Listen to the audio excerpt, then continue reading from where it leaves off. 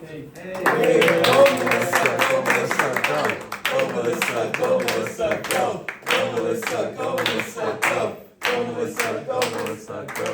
gentlemen, make some noise for Melissa Medina. Thank you guys. Awesome. I was about to bust out like the Kendrick Lamar moves. We could do that. But Melissa, thank you for coming to our course today, Making Moves in Miami. Thanks for having me. Thank you. For those who don't know you, right? Our class, some of our students certainly, it's okay, but it's going to be an intimate conversation, right? So for those who don't know you, please let our awesome FIU honor students know who you are. Before Emerge, who is Melissa Medina?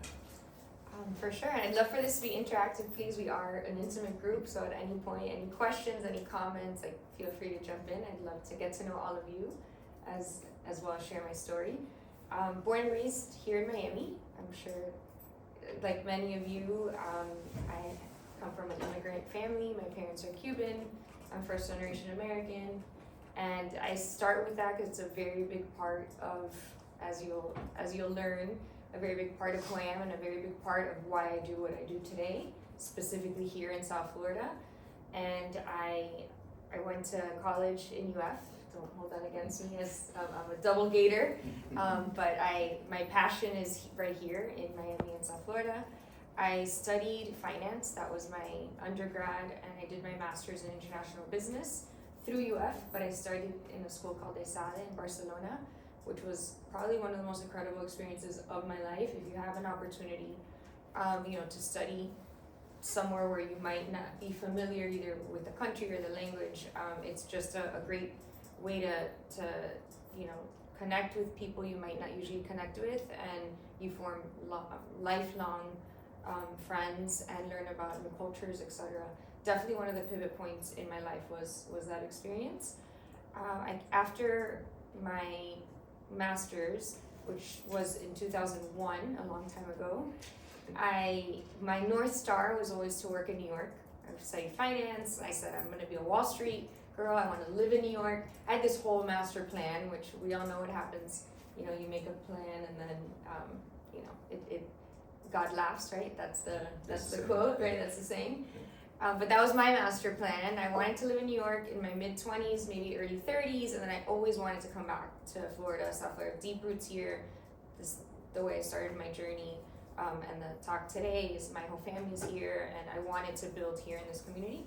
But while I was in my master's is when September 11th happened, and the opportunities that I had there, which a company called Bear Stearns, which was massive at the time, and then there was a major crash, but that opportunity was no longer available. And so I said, well, I've always admired my father.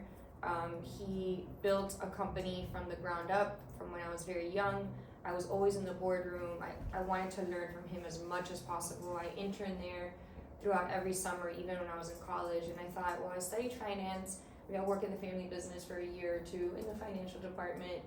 And fast forward, I ended up staying in the family business almost 10 years, which was an IT infrastructure. So we built data centers all over the world. Cloud computing, so it was a tech company headquartered here in Miami. Sold to Verizon in 2011. That's where my journey with co-founding Emerge America is what I do today began. And you talked about that. Thank you. Round of applause. You talked about your why. You talked about your roots and the importance of that. Yeah. So you're emerging in your own way. Mm-hmm. So how did and you said September 11th happened, so everything changed. Completely. So in that transitional time, yes, you were working with your father, you interned, you contributed, you studied, went to UF, you did all those things. What role did, when you had some challenging moments during that time, right before you merged, how did you, talk us about after 9/11, for you, how did you deal with that adversity? Talk about the adversity and talk about how you overcame that adversity. Yeah, I have a direct example with challenges and actually why even we started Emerge. So in working for a global tech company that was headquartered here throughout the 2000s, so circa 2002-ish to 2011, there were a lot of challenges building a company here in tech. Nobody wanted to move here at the time. Hiring talent was very, very, very difficult. Evangelizing South Florida as a tech hub was laughable, to be honest, at the time. And we were questioned as to why our headquarters was here.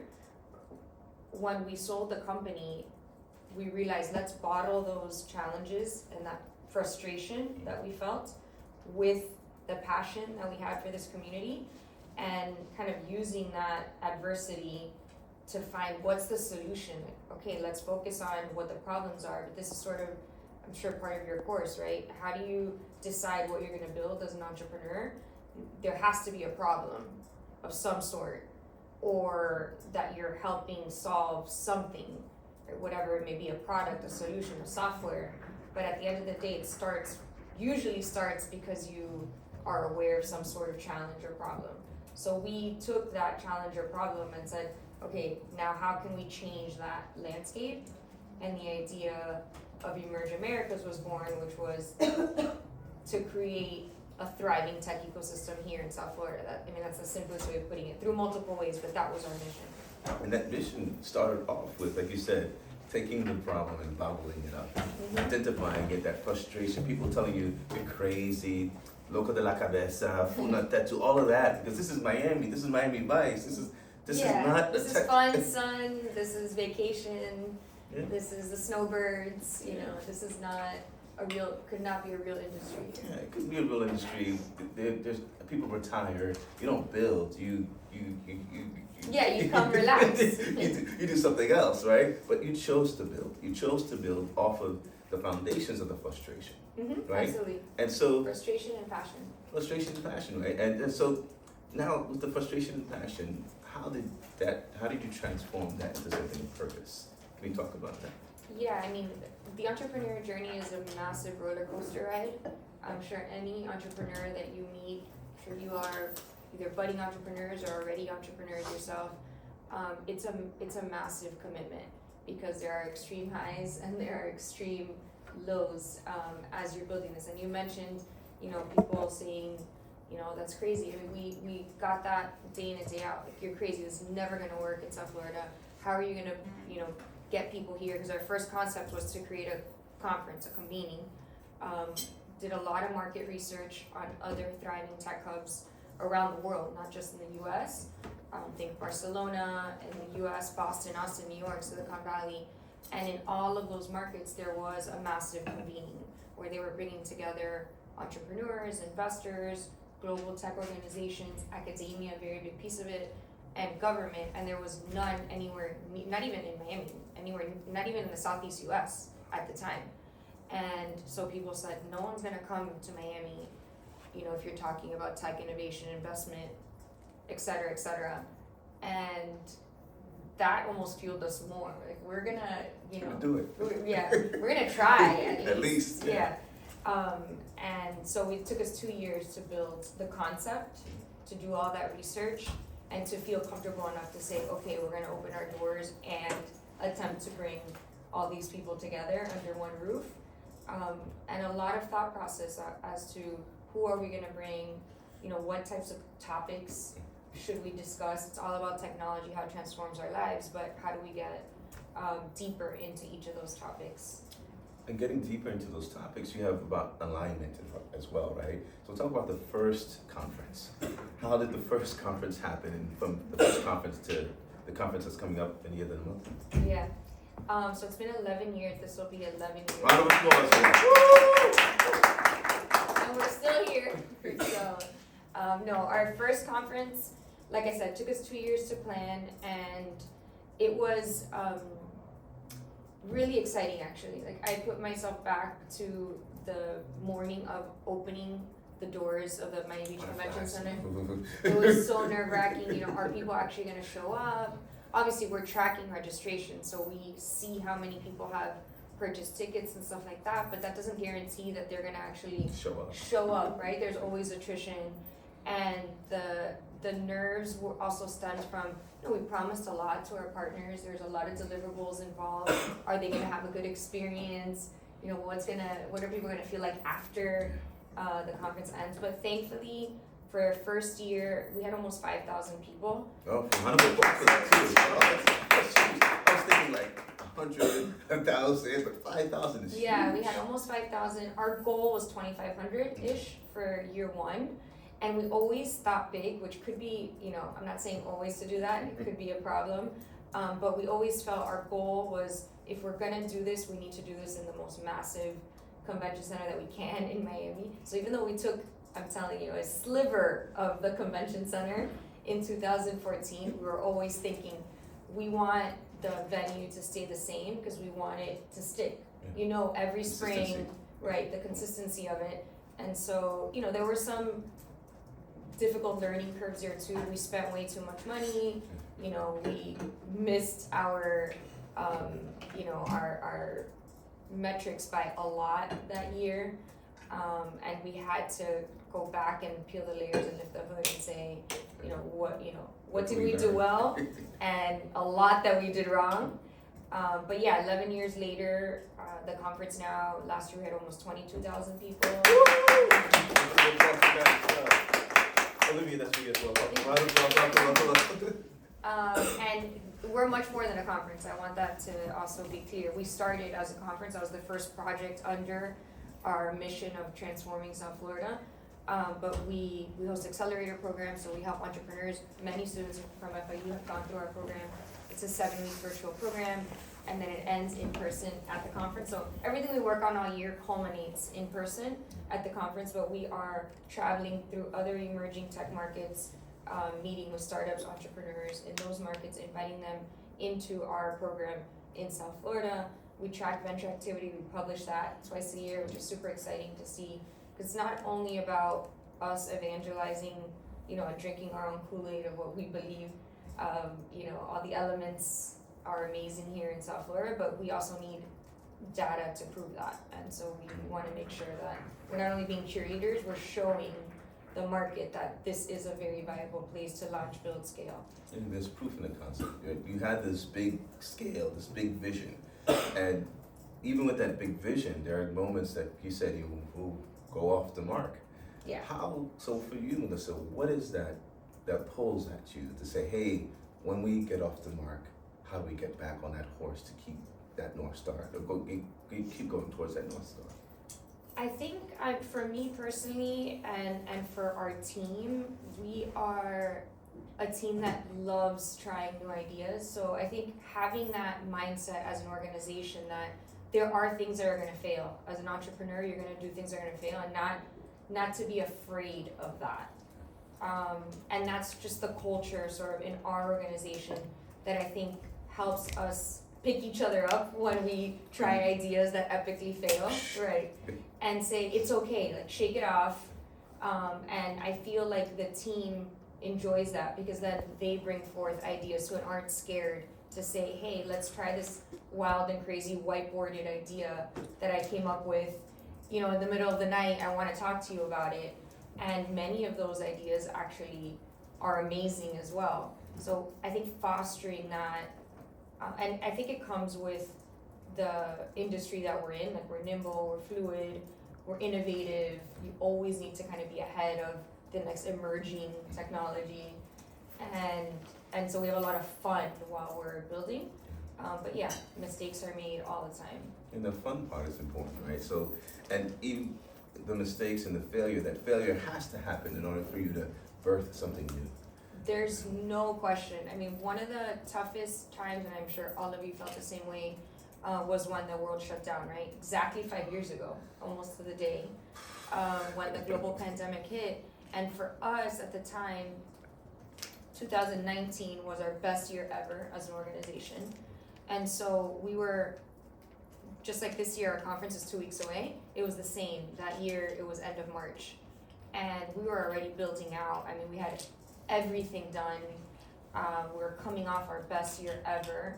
And I think that's actually the time in my life that I've never really felt like we hit rock bottom. Like, there's no way we're coming out of this. How are we gonna tell all of our partners that are paying us to be here in 2 weeks that this is not happening? And of course, it was out of our control. Nothing we could do about it. But I think we learned very quickly and swiftly how to handle that situation, which was quite literally, we had over 400 partners. I called every single one of them in person, on the phone, explained the situation. I'm so sorry, and if you want to have, you want to execute your right legally, because we're, bound by a contract to get your money back, completely understand. They're in their legal right. Not one asked for it back. Not one. And that was a massive learning curve for me. I realized they trust our organization, they trust us, they're gonna grow with us, they're gonna go through these growing pains, and they knew that at some point we would deliver on it. It was just we were thinking it was gonna be in a few months, didn't think it was gonna be, the long pandemic that we lived through. But it also opened up so many new opportunities for us. Our partners were then asking us, we had been doing virtual convenings for a long time, virtual hackathons, virtual startups way before COVID. They were asking us, can you be our partner to help us do these things, right? Be our virtual partner, which we had never even thought of a revenue stream like that at Emerge. So all those challenges, I think, also help you come up with new ideas. And today's topic is about business model, right? Mm-hmm. The different revenue streams. So what, if you don't mind sharing, what are some of the revenue streams that you do have at Emerge? What brings in the bread and butter? We have several revenue streams. The conference itself, revenue stream registration. So tickets, you have to buy a pass to attend Emerge. There's different levels. That's a big revenue stream for us. Sponsorships, so corporate partners, businesses, both private and public sector, will pay us to deliver on some sort of sponsorship at the actual conference. But then we also have partnerships, which is much more than the conference. So we have partnerships, for example, we have a big partnership with FIU. We work with FIU year round. We help them with their entrepreneurial programs. There's some of their students are able to be part of our accelerator program, and so we're delivering on those year round. And let's go back to you mentioned trust, and we're going to go into Q&A shortly. Trust. How you were able to, at the very rock bottom, tap into that honesty, the authenticity of just being yourself, right? And understanding this is a hard time, we got to figure this out. How important it is to trust yourself, to trust your gut, to be able to make moves in Miami. So definitely super high importance trusting yourself. I think one thing that kind of dovetails into this, it's actually something that my father taught my brother and I it's ingrained in my head from when I was 4 or 5 years old, and it goes into trust. And he would tell us, keep your word. And he would say, and if you can't keep your word for whatever reason, for example, we can't deliver on this massive conference that we promised you, explain why not. Because that's the only way to build trust with people, whether it's in your personal or professional life. And trust me now that goes a very long way. And it's one of the key sort of principles, again, that my father taught me that it's just like always in my mind. I want people to believe that what I tell you is gonna happen. And again, I'm not perfect, but that if it can't happen, I'm gonna tell you why not. And he would even say, and I don't even care what's in the contract. Like, your word is more important than what's in there. And that's another part of the way, at least that I run the organization, even with our team. It's like, yeah, every single partner signs a contract. But more importantly is, what are you promising them? What are you telling them? Because they're gonna remember that. You don't wanna point back and say, well, it's not in the contract, but you clearly had a conversation about this. So trust is both inner trust, of course, in yourself, having the confidence or the will to go through those tough times honestly and authentically. But I think even more importantly is other people having that trust in you. Awesome. I have one last question for you. Family, right? You talked about dad, you talked about your brother. Some of us in here want to be husbands and wives and different things. How do you balance all of that? Oh, can you balance? So thank you for being honest about it. It's a daily service. So I'm also a mom of 5 children. So I have my own family that I'm raising here. My youngest is 8 in 3rd grade, and my oldest is a senior in high school. And then I have twin freshmen and an 8th grader.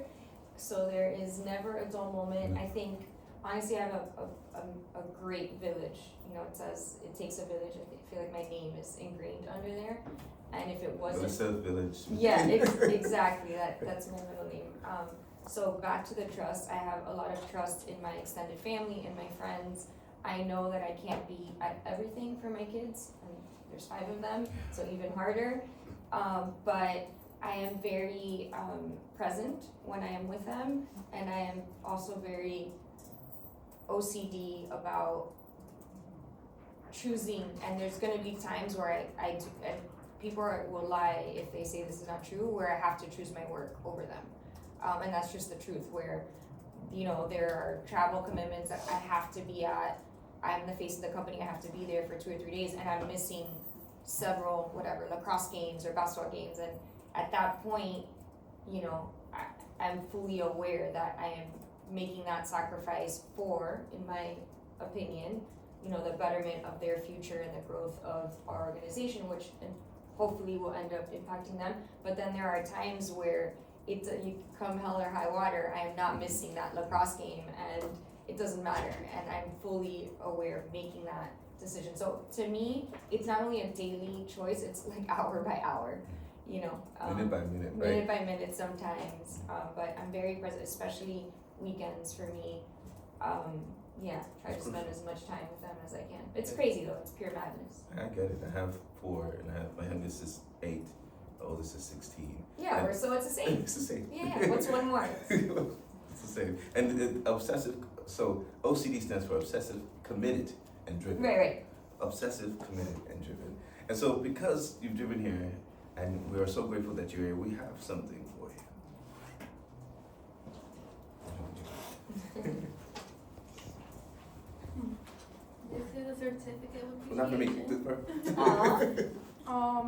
For being a guest at the Honors College at FIU Making Moves in Miami course. As mayor, on behalf of the Board of Committee Commissioners and the residents of Miami-Dade County, I take great pleasure in presenting this certificate of appreciation to you in recognition of being a pioneer in growing entrepreneurship and emerging technology investments in our community. Oh my gosh, this is amazing! Thank you. Awesome. And full circle. FIU has been a partner of ours since day one. Miami-Dade County is one of our founding partners. This is super special. Awesome. Thank you. Thank you. Thank you. Time for questions. Questions? Yeah. I'm a finance major as well, so thank awesome. you for sharing your story. How important is it to keep by your roots and your culture when doing anything like building your business or even raising your family? Yeah, that's such a good question. For me, it's a big part of both personal and professional life. So in my professional life, I always say, you know, we're helping to build a thriving tech ecosystem here in South Florida, and I want that tech ecosystem to feel like our community, which is like one of the most diverse communities in the US. And so my culture, Hispanic, you know, I'm always thinking, how can I provide opportunity for not only Hispanic founders, Black founders, veteran founders, female founders. It's a big part of our organization in my professional life. And then in my personal life, you know, I'm massive on family, and it's of utmost importance. I think that's the case in many different cultures, and for me it's a big part of my Latin culture, and I want to make sure that my kids, so I'm first generation American, my kids are already second generation American, but we make it a point, I mean, they speak Spanish, they understand the roots and what my grandparents went through and my parents in fleeing communism and I can't imagine. I mean, my grandmother and my grandfather put my dad and my aunt on a boat. And again, I know many of us have this story, but I think of it as being a little older than she was at the time with 2 children, and at 2 o'clock in the morning saying, now's the time, get on a boat, we're going on another. I quite literally don't understand. I can't imagine being in that situation right now with my 5 children and having that fortitude. And she's still alive, my only living grandparent, she's 94. And so I think with every generation, they're gonna learn less and less, and it's just the way it happens, right, with time. So my goal is to teach them as much as I can of that family history so that it's not lost in translation somewhere. So I don't know if that answers your question, Oh, but that's it's definitely a big part of everything that I do is the culture aspect is big. Melissa, you For gave me chills. Sorry, I didn't mean to interrupt you, but you gave me chills when you talked about your grandmother on a boat with two kids. My mom leaving Haiti during the dictatorship of Baby Doc at the time. My mom went on a boat with my older brother. He was 9, my sister was 7. Yes, I can't Yeah, you can't imagine it, right? And then the boat collapsed, and that boat, they were picked up and then went to Guantanamo Bay, and they were in the prison with all male prison. So it's my mom, my brother, my sister. I can't imagine. Yeah, it's like How? And how do you and they're still here. live through that? I know.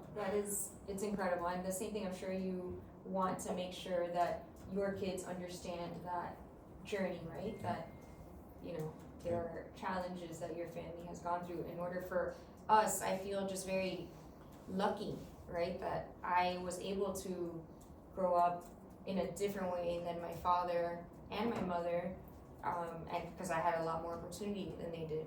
But I want to make sure that my children understand that as well. They have more opportunity than I did, and so on and so forth. And that DNA of drive and determination. Because my mom went from hotel restaurant manager in Haiti to housekeeper, and then at 52 she became a nurse. Wow. And so it's like you keep going. Yeah, my grandmother was a hotel maid. That was her, and my grandfather was a taxi driver here. Yeah, we gotta keep going. Yeah. Sorry, more questions. I kind of have like a 2-in-1. First of all, thanks for coming and sharing your story. Of course. And second of all, what do you think? You've been doing Emerge for 11 years, you said already. First of all, congrats. Thank And you. second of all, could you explain like a little bit more? But I know it's like a tech conference. Sure. But like what do you think makes yours different from the others? Yeah, of course. So the conference itself brings together entrepreneurs, investors, academics, corporate partners from all over the world. So over 60 countries here in Miami. And we have 6 different stages, so multiple different stages with industry thought leaders. We focus on emerging technologies. So we talk a lot about AI, quantum, fintech, health tech, how all these technologies are potentially disrupting certain sectors. What makes it different from others? I think the biggest difference for us, we are the largest tech conference in the Southeast US. So I think that's what it is. And the other part of it is that, going back to like the culture question, well, we receive a lot of feedback post-conference with surveys and stuff like that. And a lot of comments are Emerge has a soul, and we're a tech conference, you know? It's very authentic. I made incredible connections. I had a great time. And so I think the culture aspect of our organization that we put into Emerge, at least what we're told, is that people feel like it's worth their time. And we all know, you know, time is money. Time is your most precious resource, especially as an entrepreneur, because you're counting pennies and you're making the dollar stretch as much as possible. So if you're investing in your time and attending, we want to make sure that it's worth your while. Thank you. I have so it's about 10:38. So remember, we have an event later on today as a class trip. For some of those that can go, if some of us can't go, it's okay. But we're gonna probably leave in about 5 or 10 minutes. But When you guys talk to me about you, like what you all are working on, or like aspirations, or why was this course interesting to you? I don't know. Any comments on? I'd like to learn more about each of you. yeah, we got time. Definitely. You mentioned you studied abroad in Spain, and I'm looking into that too. And I wanted to ask if like that experience in a way inspired you to start Emerge. So I wouldn't say that it inspired me to start Emerge, because we started Emerge from like a different point in my life, but it definitely, I took aspects of my experience there and definitely applied it into Emerge. And going back to building relationships is key in life, because you don't know where you might be 10, 15, 20 years from now. But the friends that I made from around the world at my time at ESADE in Barcelona, we remained in contact.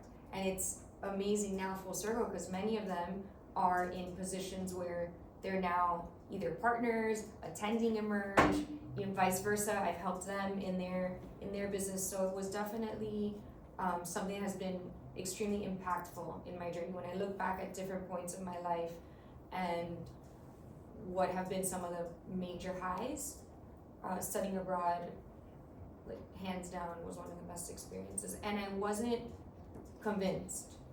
I didn't go excited about it. I studied in Gainesville, kind of stayed close to home. I can get in my car and come back whenever I wanted. I had never traveled abroad on my own when I left for a year. I was very nervous and hesitant about it.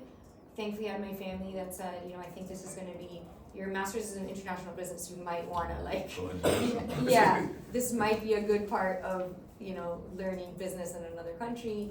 And I'm really glad that they pushed me because I don't know if I would have gone if it wasn't for their encouragement, and it ended up being an absolutely amazing, incredible experience for many reasons, both personal growth and then later on it definitely helped with professional growth. And as Melissa was saying, let's do a round robin. Let's everyone introduce themselves. We think, feel free to sit down. Yeah, come in, please. And your name, major, and then we'll go from there. We'll start with Mia and end with Robert. Hello, my name is Mia Perez, and I'm a mechanical engineer. Amazing. My name is Karen Bola. I'm from Colombia, and my major is marketing and business analytics. Hello, my name is Artem Vera. My major is logistics and supply chain management. My name is Isabela Adrián, and my major is international business, and I'm with the world marketing. My name is Priscilla Lugo, and I'm a double major in accounting and finance. I guess you're start with that. Hi, my name is Franco, and I'm majoring in digital and interactive media. Hi, my name is Victoria, and I study communications. I'm Olivia Segal, and I study international business with a double major in marketing. Amazing. My name is Paula, and I'm studying computer science. Hi, I'm Fernando and I am a finance major. My name is Samuel. I'm studying international business and marketing. My name is Gabriel, and as I told you, I'm a finance major. Hey, my name is Pedro. I'm from Chile, and I study business analytics. Hi, my name is Rithik. I study business analytics and finance. My name is Robert. I'm from New York and my major is logistics. I'm Jackie. I'm from here, but my parents are Colombian, and I'm a marketing major. Awesome. How many of you moved here for college?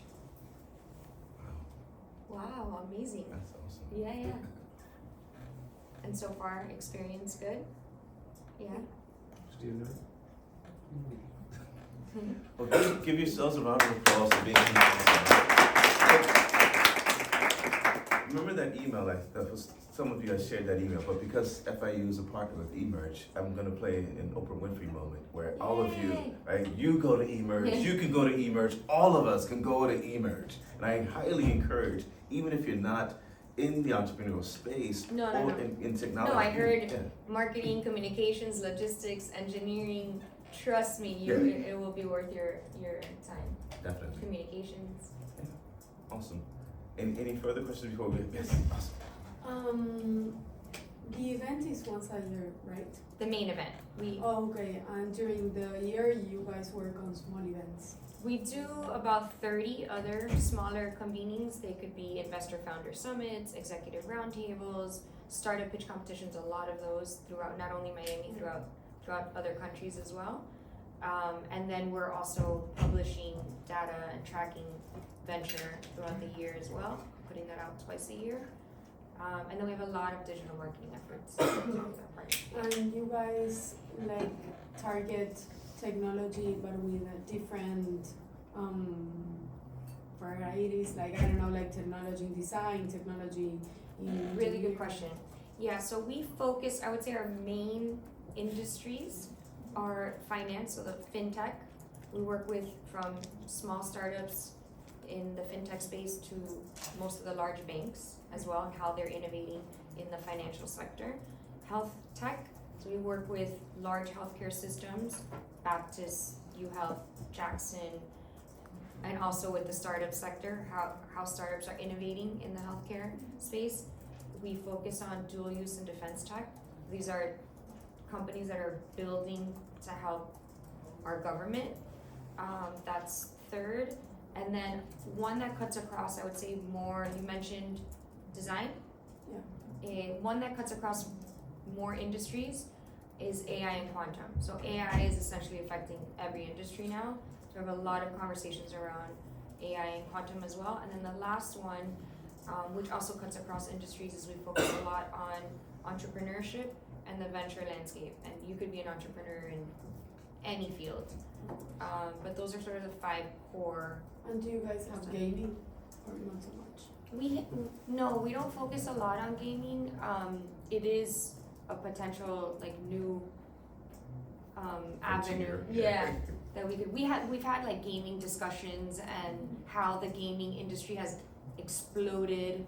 But not only it's towards gaming, also I don't know, like in different fields as marketing. Yeah, absolutely. Using like gaming like concepts the for metaverse of course. Well, we definitely focus a lot on like in the finance sector. It's going to be metaverse, blockchain, technology, Web3, all of that. But gaming is not something that we focused a lot on as of yet. That's a great question. Yeah. I often talk about the arts, as you all know. I'm a big arts person. And I see with emerging, with Emerge, there's emerging arts, there's emerging tech, there's emerging entrepreneurship. And so one of these days, hopefully we'll have an artist up there to talk about, Pitbull. Yeah. Talk about his role. Pitbull is your stadium. Yeah. Talk about his role in Emerge and how that all ties together. Yeah, no, he's been part of Emerge from day one too. He's an investor, a very good friend, and he's at Emerge every year. He'll be back this year on March 28th. And he talks a lot about his deep roots, his culture, the importance of giving back in the community. He went from Mr. 305 to Mr. Worldwide. He's an incredible person, an incredible artist, global artist, but he's also a brilliant businessman, entrepreneur, investor, and really when you see him at Emerge, it's talking about the intersection of AI and music and what he's investing in outside of media and entertainment as well. So yeah, he's a perfect example of sort of that bridge. Definitely. So in terms of the bridge, ready to do our video at the end? Ready? Yeah. All right, let's go.